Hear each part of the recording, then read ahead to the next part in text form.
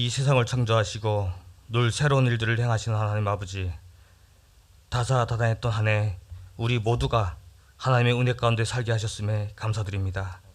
23년 마지막 주일을 맞이하며 하나님의 자녀들이 한마음으로 새해에도 함께 하시며 우리들을 인도하실 하나님을 찬양하며 예배드립니다.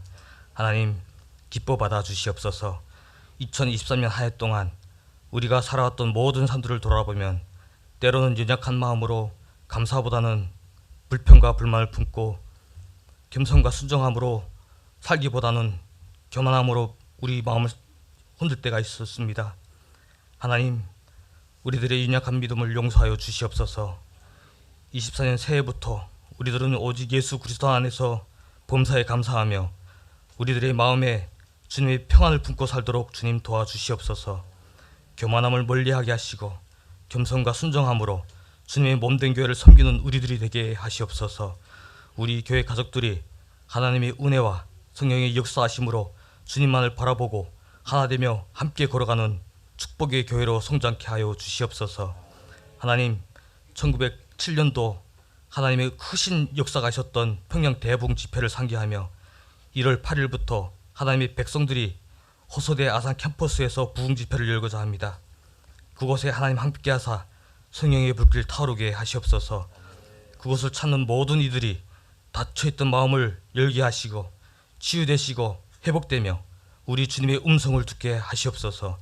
하나 되어 부르짖는 하나님의 백성들의 기도소리에 하나님 귀 기울이사 저 북한 땅 어둠에 갇혀 신음하는 우리 동족들의 신음소리가 살아 역사하시는 하나님의 하나님을 향한 간절한 기도소리가 되게 하시옵소서. 비록 우리들이 서로 다른 환경 속에 살아가지만 예수 그리스도 안에서 기도로 하나 되게 하시고 하나님 사랑 안에서 한민족 공동체가 되어 살도록 하나님 역사하여 주시옵소서. 이 시간 찬양과 또 섬김으로 주님께 영광 올려드리는 손길들이 있습니다.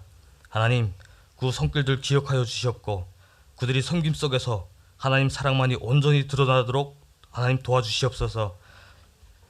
지금 이 시간 또한 육신의 아픔을 안고 고통받는 지체들이 있습니다. 하나님, 치유의 손길로 그들을 어루만지사 회복케 하여 주시옵소서.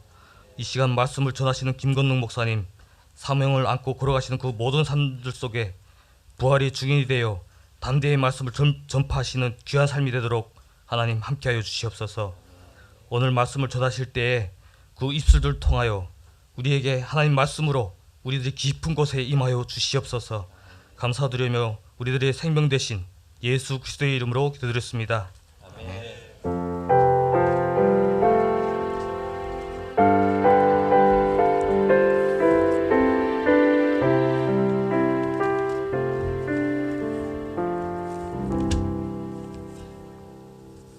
오늘 하나님께서 우리에게 주신 말씀은 민수기 20장 1절에서 13절 말씀입니다.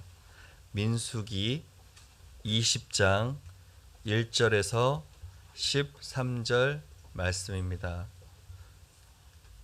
다 찾으셨으면 저와 한 절씩 교독하도록 하시겠습니다.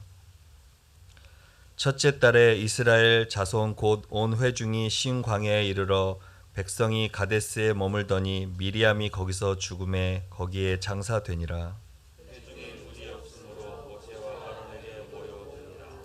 백성이 모세와 다투어 말하여 이르되 우리 형제들이 여호와 앞에서 죽을 때 우리도 죽었더라면 좋을 뻔하였도다.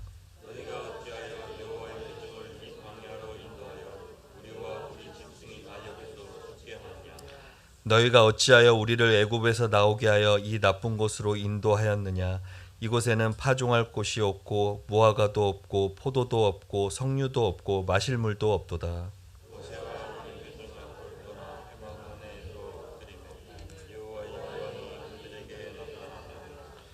여호와께서 모세에게 말씀하여 이르시되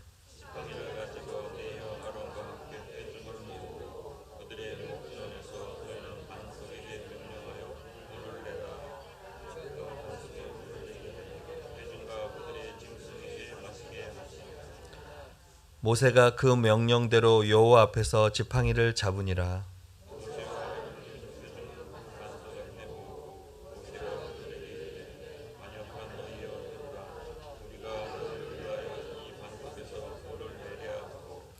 모세가 그의 손을 들어 그의 지팡이로 반석을 2번 치니 물이 많이 솟아나므로 회중과 그들의 짐승이 마시니라.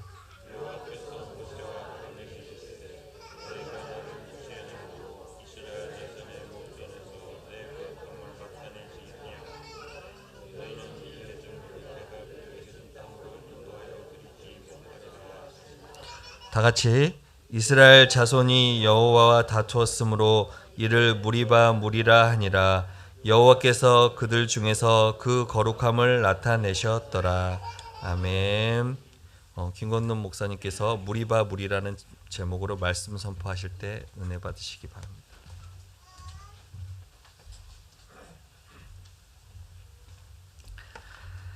네, 오늘 2023년 마지막 날입니다. 올해는 좀 특별한 해예요.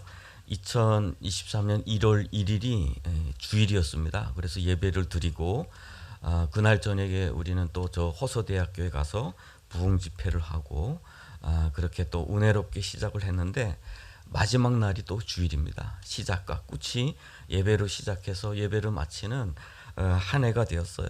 이 한 해가 돌이켜 보니까 하나님께서 우리 각각 개인에게 은혜를 많이 주셨고 또 오늘 이렇게 주님 앞에 나와서 예배하게 또 예배로 하나님 앞에 나와 마무리할 수 있도록 이렇게 은혜를 베풀어 주신 줄로 믿습니다.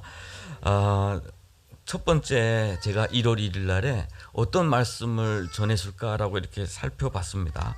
그랬더니 민수기, 여전히 민수기였어요. 10장 11절부터 16절 이렇게 해서 약속의 땅을 향한 첫걸음이라는 제목으로 이렇게 말씀이 증거됐습니다. 우리 도훈이가 지금 아직까지 지금 여기가 어딘지를 지금 착각하고 있는 것 같아요. 그런데 마무리할 때 오늘 한 해를 마무리하면서 20장 1절부터 13절까지예요. 약속을 땅을 향한 첫걸음에서 시내산에서 하나님의 말씀을 받고 이제는 시내산에서 광야에 그 이제 구름이 하나님의 영광이 떠오르기 시작하면서 첫걸음이 시작이 되었다. 그때로 시작해서 오늘은 어떤 때냐면 40년이 시작된 바로 그 시즌이에요. 그 때를 이야기를 하고 있어요. 그동안 38년 이상이 지나간 겁니다. 가서 오늘이 40년째 되는 첫째 달, 첫해 달. 그러면 이스라엘 백성이 출애굽해서부터 40년째 되는 바로 그 해예요. 그러면 40년이 지났죠. 거기에서 미리암이라고 하는, 우리가 좀 이름이 익숙하지 못할 수도 있어요. 그런데 성경에서는 아주 중요한 인물입니다. 모세와 아론과 미리암은 성경에서 선지자라고 불러요. 그리고 이분들은 형제예요. 형제 자매입니다. 그런데 이 미리암은 특별히 어떤 분이냐면 모세의 누나로서 모세의 생명을 구한 직접적인 그 관계자이기도 했어요. 그 당시에 모세가 태어났을 때 이스라엘 백성들의 인구가 계속 불어나니까 야 남자는 다 죽여 해서 태어나면 바로바로 다 죽일 때입니다. 그러니까 엄마가 아들을 낳고 이 아들이 너무 귀해 보이니까 믿음으로 이 아이를 지키자 하고 숨겼는데 3달밖에 지키지 못하죠. 울고 목소리가 커지고 하니까 갈대상자를 만들고 거기에다 아이를 놓고 떠내보냅니다. 우리가 못 책임지겠습니다. 하나님께 맡기는 거죠. 그럴 때에도 미리암은 지켜봐요. 내 동생이 어디로 가는가. 우리 보통 누나들이 그렇지 않아요? 뭐 평상시에는 막 이렇게 동생 알밤도 치고 이렇게 하지만 막상 어려울 때는 자기 동생 지키려고 하는 그런 부분이 있어요. 이게 또 내려가니까 자기 동생이 어디로 끌려가는가 지금 지켜보고 있는데 마침 공주가 나왔습니다. 공주가 나와서 이 아이가 보니까 히브리 아이네. 불쌍하다. 얘를 좀 우리가 키워야 되겠다 할 때 딱 나타납니다. 내가 유모를 소개시켜 줄까요? 그렇게 하죠. 엄마 젖은 못 먹이잖아요. 그러니까 내가 엄마 젖 먹일 수 있는 사람을 소개해 줄까요? 하니까 그래. 그러면 소개해 줘. 그러니까 모세 엄마한테 뛰어가서 엄마 빨리 가져와. 그래서 모세는 왕궁에서 살아면서 자기 엄마의 젖을 먹으면서 살았어요. 그 역할을 누가 했냐? 미리암이 했어요. 정말 어떻게 보면 하나님께서 미리암을 통해서 엄청난 큰 일을 행한 어떤 그 훌륭한 사람이죠. 오늘 성경에는 너무 짧게 이야기했어요. 미리암이 거기서 죽음에 거기에 장사되니라 아주 짧게 한마디로 이렇게 표현했어요. 우리 공산주의자들 같으면 아주 거대한 칭호, 탁월한 공산주의, 뭐 공산주의자, 무상계급의 혁명가, 뭐 걸출한 뭐 지도자, 뭐 이런 표현 막 할 텐데 그런 칭송을 다 받아도 부끄럽지 않은 그런 사람이었죠. 물론 그 출애굽에서 나올 때 수많은 여성들을 데리고 찬양도 불렀어요. 우리 하나님께서 우리를 인도하셨고 말 탄 자들을 그 바다에 빠뜨려 했었다. 그러기도 했지만 또 모세를 한번 비판한 적도 있어요. 왜냐하면 모세가 재혼을 했어요. 아마 이렇게 아내가 먼저 돌아가셨을 것 같아요. 그러니까 이방인 여성과 이렇게 재혼을 한 거죠. 그러니까 그 미리암이 볼 때는 시누이가 그 누굴 좀 이렇게 마음에 안 들었던 모양이에요. 그래서 막 불평을 합니다. 그랬더니 그 하나님께서 너희들 다 나와 해놓고 말씀하세요. 너희들에게는 내가 꿈으로 너에게도 말하기도 하지만 내 종 모세는 내가 직접 대면하고 말하는 사람이야. 너희들이 감히 내 집에서 충성한 종을 향해서 뭐라고 하고 있느냐라고 하면서 문둥병을 앓기도 해요. 그렇지만 모세가 하나님 살려주세요. 모세가 기도하죠. 자기 누나잖아요. 그래서 그러면 7일이라도 진 밖에 나가 있어 라고 해서 7일 동안 진 밖에 나가 있는 동안 대원은 움직이지 않고 7일 동안 그 누나가 낫기까지 기다려줍니다. 그 정도로 모세가 미리암에 대한 그 애정도 아주 특별했던 것 같아요. 그런데 오늘 본문에 보니까 40년이 되어서 가데스 바네아에 도착했을 때 거기에 장사됐다. 여기에는 엄청난 성경에서 말하고 싶어하는 너무나도 많은 스토리가 있어요. 가데스 바네아라는 것이 뭐예요? 가데스 바네아는 이스라엘 백성들이 광야에 와서 하나님께서 약속하신 젖과 꿀이 흐르는 땅으로 가기 전에 정탐꾼 40명을 보냈던 12명을 보냈던 것이에요. 40일 동안. 그런데 그들이 갔다 와서 이 땅이 너무 좋은데 이 땅을 지키는 사람들은 우리에 비하면 너무 커요. 너무 강해요. 이들이 볼 때 우리는 메뚜기 같아요. 그래서 우리는 못 갈 것 같아요. 불평원망하고 밤새도록 통곡합니다. 하나님께서 인도하셔서 약속의 땅으로 인도하는 그곳이 우리를 죽이려고 했던 땅이라고 거절을 해요. 그러면서 하나님께서 좋아.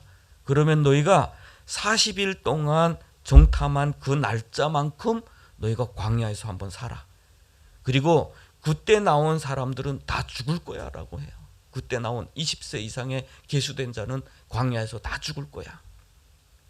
오늘 40년이 돼서 미리암이 죽었다라고 하는 것은 상징적인 의미도 있는 거예요. 새로운 시대가 열리고 있다.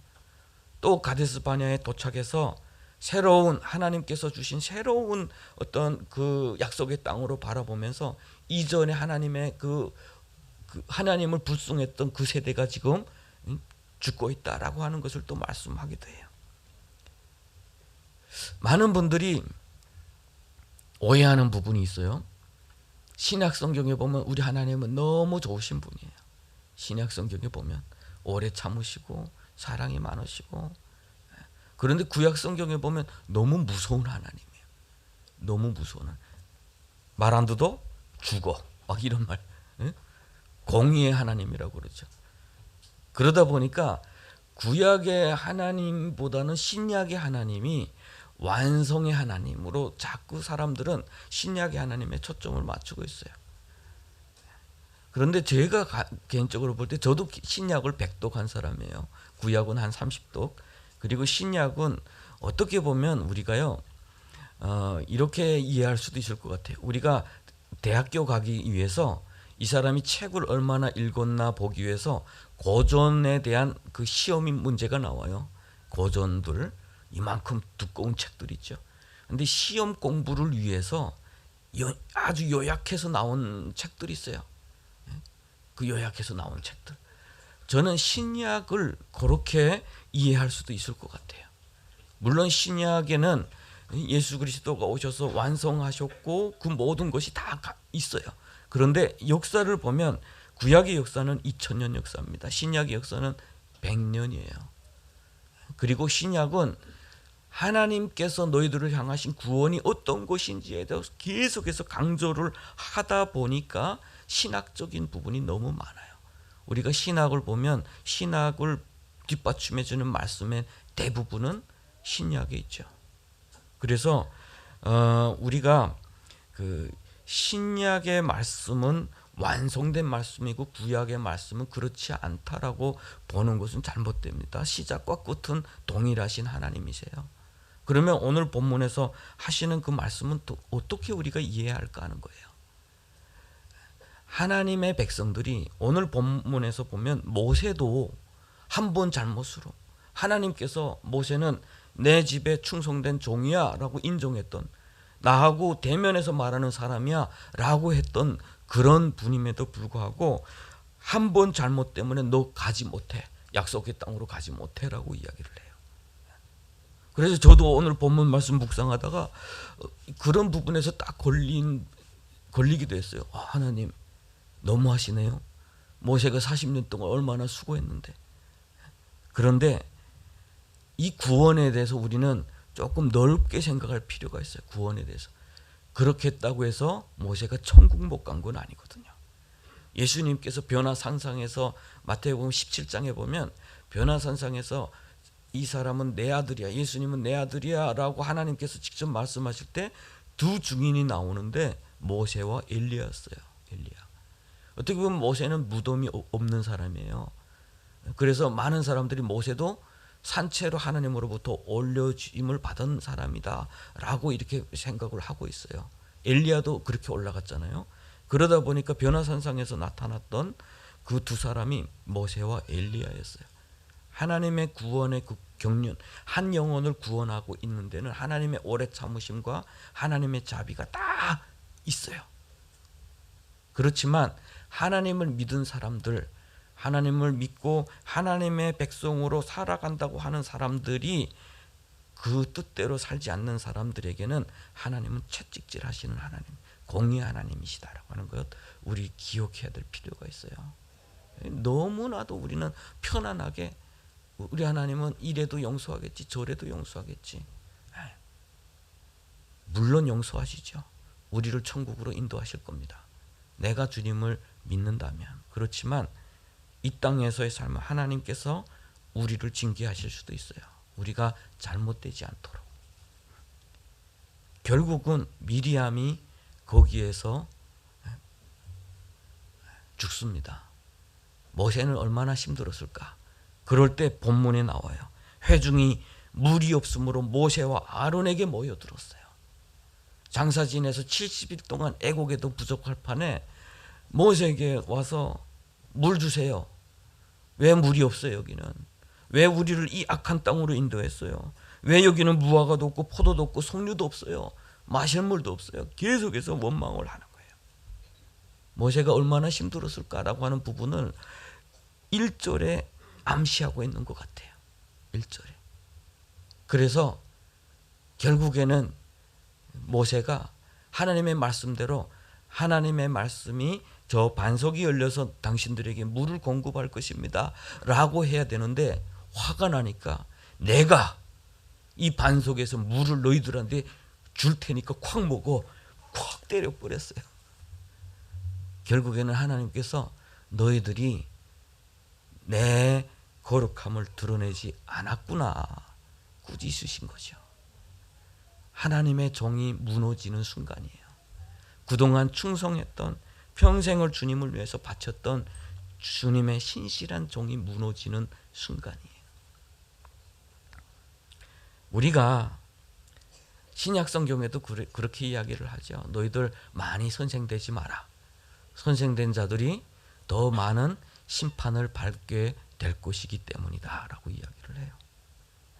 그만큼 하나님께서 맡겨주신 그 책임, 그 사명을 다 감당하지 못하고 결국에는 그 약속의 땅으로 이분들도 함께 가지 못하는 어떤 아쉬움을 남기게 되죠.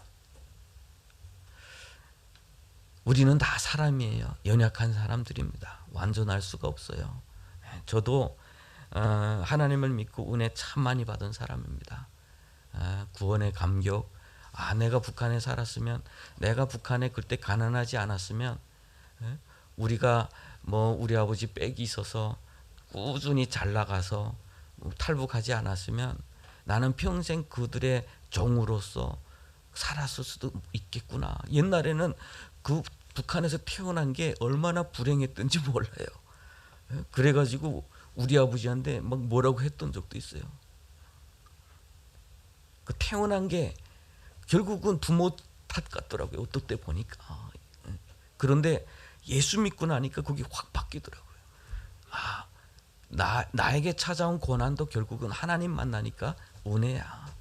그래서 정말 그 은혜를 고백하면서 이제는 주님을 위해서 살겠습니다 고백하면서 이렇게 헌신하면서 나름대로 이렇게 살았어요.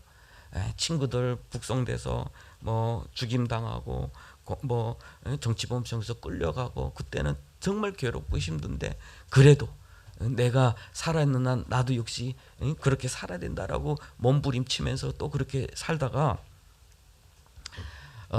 감옥에 갔는데 한 2년 동안 이렇게 바깥하고 연락을 할 수가 없어요.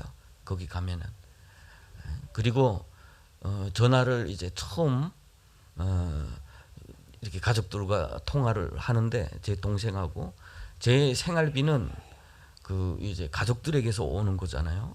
그래서 그 보통 뭐 이런 선교 단체 소속이 돼서 이렇게 탁 체포되면 선교 단체가 뭐 이제 쓸 것도 좀 공급해주고 이렇게 해가지고 거기서 좀 이렇게 잘 쓰고 잘 살고 이렇게 하는데 저는 그렇게 잊혀진 사람이다 보니 뭐 집에서 보내주는 한 줌의 어떤 그 돈을 가지고 이렇게 살고 있고 또 주변에 어려운 사람들한테 또 이렇게 주면서 그렇게 살다가 와서 처음 전화를 한 거예요. 전화를 했는데 저희 동생이 우리 그 명학 집사가 갑자기 전화해서 그러는 거예요. 다 쓸데없는 짓이야. 형은 그 사람들 다 보내 뭐가 필요 있어. 그 사람들이 원래 그 사람들 출발할 때 저하고 약속한 게 있어요. 갈 사람은 너무 많고 진짜 돈은 없고 하니까 돈 조금 온 걸 가지고 한 팀 열 몇 명을 출발시키면서 그분들한테 부탁했어요. 당신들 가서 100만 원씩 가족이면 한 사람당 그냥 50만 원씩만 좀 내달라. 그러면 그걸 가지고 이 사람들 다 보내고 나도 빨리 출발하겠다. 그렇게 하고 보낸 거죠. 그런데 한 2년 지나서 제가 연락을 할 때 어떤 소리를 들었냐면 그 돈을 안 주겠다고 왜 줘야 되냐고 법정 소송에 들어간답니다. 그런데 그 더 수치스러운 게 뭔 줄 아세요? 이 전화가 직접 하면 나하고 직접 통화가 되는 게 아니라 이 전화 소리가 저기서 울리고 있어요. 중국의 경찰들이 지금 그 소리를 다 듣고 있는 거예요. 모든 편지 하나도 다 찢어진 채로 오고 봉할 수 없는 편지 다 그것이 공개된 삶이에요.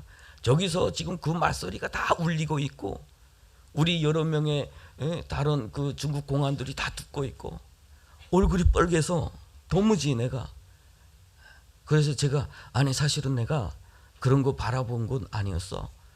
그렇게 변명을 하고 전화를 끊었습니다. 그리고 우리 경찰이 나오면서 오히려 얼굴 빨개져 가지고 봐.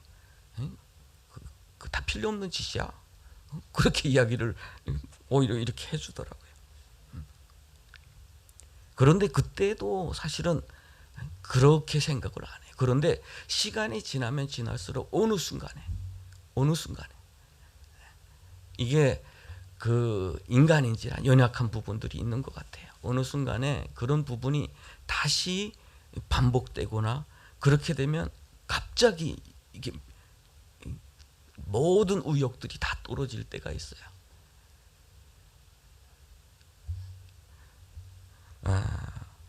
오늘 본문 말씀을 보면서 제가 이거는 하나님께서 우리들에게 주시는 말씀이다.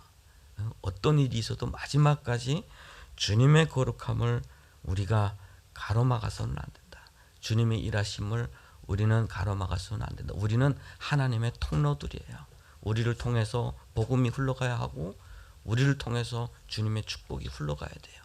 거기에 나 개인의 왜곡된 마음과 상처받은 심령이 가로막거나 좁아지거나 라고 하면 하나님께서 우리들을 사용하지 않으실 거예요. 바로 모세가 그곳에서 화를 낼 때 사실은 충분한 근거는 있잖아요. 자기 누나도 사망하고 마음이 얼마나 힘들겠어요. 그럴 때 이스라엘 백성들은 물 달라고 외치고 가데스 바네아에 그 40년이 흘러와도 여전히 바뀌지 않는 사람들, 여전히 변하지 않는 사람들, 그 사람들을 바라보면서 모세는 또 얼마나 힘들었을까라고 하는 거예요. 우리 인간이 바라볼 때요, 사람의 눈으로 바라볼 때 과연 이 세상에 희망이 있는 일들이 과연 몇 개나 될까라고 하는 거예요. 그래서 사람들은 그렇게 만들어냈어요. 사람은 희망이 없기 때문에 제도를 만들자라고 했어요. 제도를 만들자. 그래서 법을 만들어내고 그 법을 통해서 통치가 시작이 된 거예요. 너 네 뜻대로 살아. 그러나 이 선을 넘지 마라. 그러면 큰일 나. 사람은 신뢰할 것이 안 되기 때문에 법을 통해서 통제하면 가장 쉽거든요. 그런데 하나님은 그 법을 통해서 통제하려면 다 죽을 것 같아서 우리 주님께서 이 땅에 오셔서 십자가에 못 박혀 죽으심으로 우리의 모든 죄를 대신해서 죽으셨다. 그게 복음이에요. 그래서 이 세상에 어떤 법도 사망의 종로로 할 수 있는 어떤 법도 우리를 구속하지 못해. 우리를 억누르지 못해. 그분이 우리에게 자유함을 주셨기 때문이다라고 하는 거예요. 우리는 연약해도 우리 하나님이 하시는 역사는 자비롭고 은혜로우시기 때문에 그래요. 이스라엘 백성들을 광야에서 이제는 하나님께서 약속하신 그 땅을 선물로 주실 그때가 된 거죠. 그런데 오늘 본문 말씀을 통해서 우리에게 하나의 책임을 주신 것이 있어요. 그것은 뭐냐? 우리는 각각 서로를 위해서 기도를 많이 해주셔야 된다. 자기 남편을 위해서 기도를 많이 해주시고, 교회에서는 목회자를 위해서, 우리 교회는 선교사님들이 참 많아요. 선교사님들을 위해서 기도를 많이 해주셔야 돼요. 우리 주변에 보면 평생 동안 주를 위해서 헌신한 분들이 마지막에 한 번의 실수로 또는 잘못된 생각 때문에 주님의 영광을 가리고 주의 몸된 교회에 오명을 남기는 분들이 얼마나 많습니까? 우리는 그렇게 말하죠. 저 사람 원래 나빴다고. 절대로 그렇지 않아요. 그분들은 처음에는 기도로 시작했고 그 누구도 그분들의 주님을 향했던 사랑 누구도 따라갈 수 없어요. 그런데 언젠가는 교회의 짐이 되기 시작을 한 거죠. 그래서 사도 바울이 고백했던 것이 나는 날마다 채찍질한다고 그랬어요. 날마다 채찍질한다. 내가 다 전한 다음에 내가 무너질까 봐 나는 날마다 채찍질한다 그랬어요. 우리가 주님 앞에서 처음 그 초심으로 살아가기가 너무 힘들어요. 모두가 다 그럴 것 같아요. 정말 뜨겁게 은혜를 받아서 주님을 위해서 살겠습니다라고 했지만 살아가다 보면 귀에 들려지는 소리, 보여지는 것, 내가 체감하는 것이 나와 맞지 않고 내 경험과 틀리고 내가 하는 방식과 맞지 않을 때 나는 자꾸 싫어하게 되는 거죠. 오늘 본문 말씀에서처럼 여기는 석류도 없어요. 포도도 없어요. 무화과도 없어요. 그것이 우리 모두의 이야기예요. 사실은 우리 모두의 이야기. 2024년이라고 하는 하나님께서 주실 약속의 땅을 우리는 눈앞에 두고 있습니다. 그곳에서 승리하느냐 못하느냐는 우리가 지금 그리고 하나님께서 지금까지 인도하셨던 그곳을 바라보면서 우리가 하나님과 만나는 가장 가까운 자리로 나가야 돼요. 가까운 자리로. 그래서 저는 2023년이 감사합니다. 저 개인에게도 참 감사한 시간이었던 것 같아요. 1월 1일 날 이렇게 말씀 예배로 시작을 하고 또 부흥회를 하면서 은혜를 받고 또 여름에도 또 한번 부흥회를 하고 늘 은혜 가운데서 우리가 코로나 이후에 어떤 침체됐던 우리가 많이 회복됐던 시간이기도 했던 것 같아요. 2024년도 새로운 도전의 한 해가 될 것 같습니다. 여전히 많은 일들이 있을 것이고 여전히 우리를 괴롭히고 있는 우리 눈에 들지 않는 우리의 마음에 맞지 않는 그런 일들은 계속적으로 있을 것 같아요. 그렇지만 우리가 우리를 이곳으로 인도하신 하나님을 조금 더 많이 봤으면 좋겠어요. 하나님으로 시작하고 모든 과정 가운데 하나님과 동행할 수 있는 그런 몸부림이 우리 가운데 좀 있었으면 좋겠습니다. 우리는 연약한 사람이라고 그랬죠. 우리의 생각 밖으로 넘어가기가 힘들고 우리의 경험 밖으로 넘어가기가 힘들어요. 그러다 보니까 항상 나는 내 경험과 그리고 내가 알고 있는 지식의 한계 가운데서 세계를 평가하고 판단하려고 하려고 해요. 그러나 하나님 안에서 이 모든 것을 내려놓고서 극복을 했으면 좋겠어요. 그래서 우리 2024년 표현은 내 지경을 넓히리라는 그 말씀을 붙들고 갈 거예요. 우리의 생각의 지경을 좀 넓히고 우리의 그 마음의 좀 지경도 좀 넓히고 선교의 지경도 넓히고 우리 사역의 지경도 넓혀가자. 그래서 우리가 하나님께서 약속의 땅으로 주실 그곳에 대한 어떤 확실한 비전과 소망을 가지고 하루하루를 승리해 나가는 우리 모두가 될 수 있기를 주님의 이름으로 축복합니다.